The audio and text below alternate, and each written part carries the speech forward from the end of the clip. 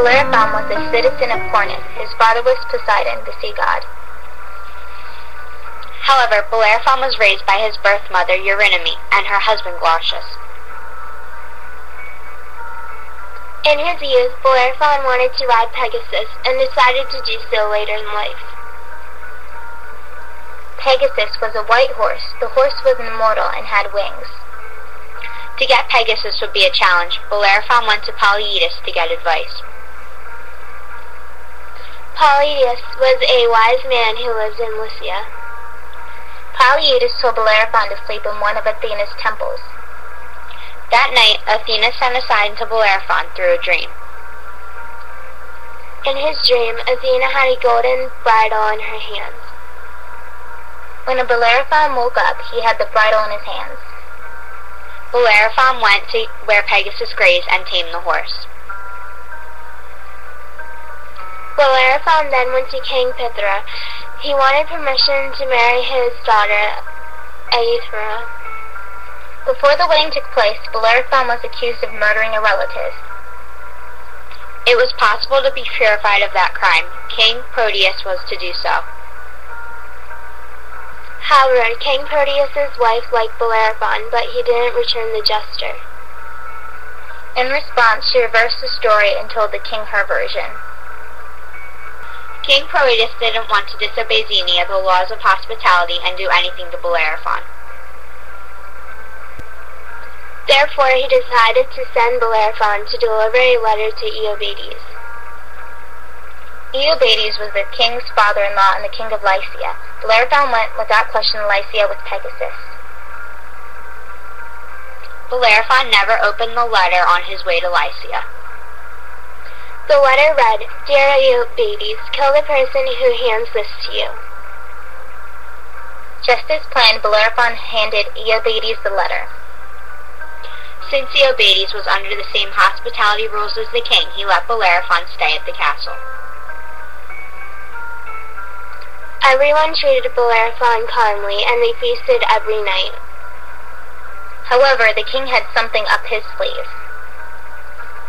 Iobates, after dinner one night, asked Bellerophon to do him a favor. That favor was to kill the Chimera. Bellerophon accepted.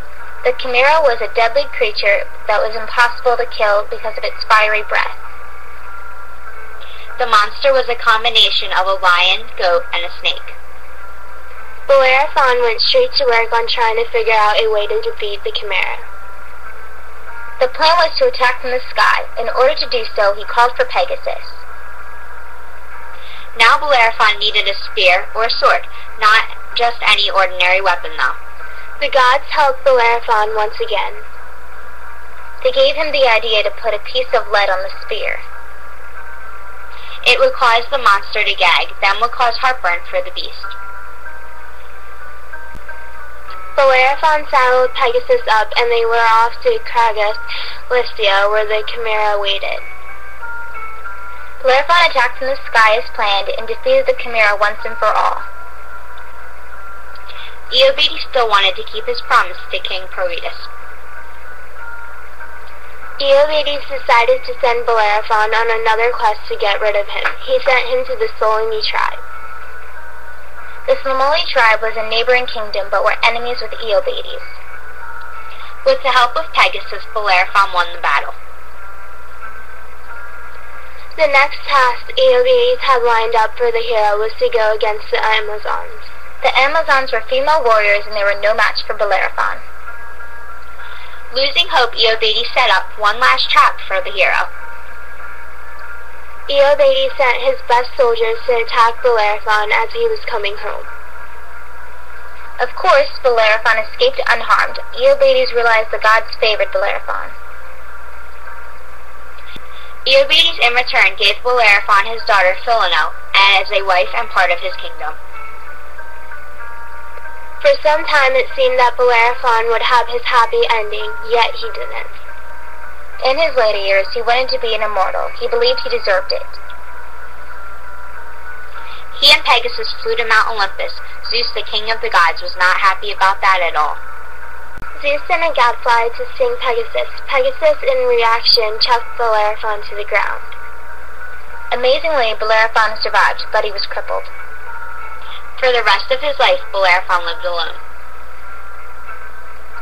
No one wanted to be his friend because he offended the gods. Pegasus, on the other hand, joined the gods in Olympus, where it stayed happily in the stables of Zeus.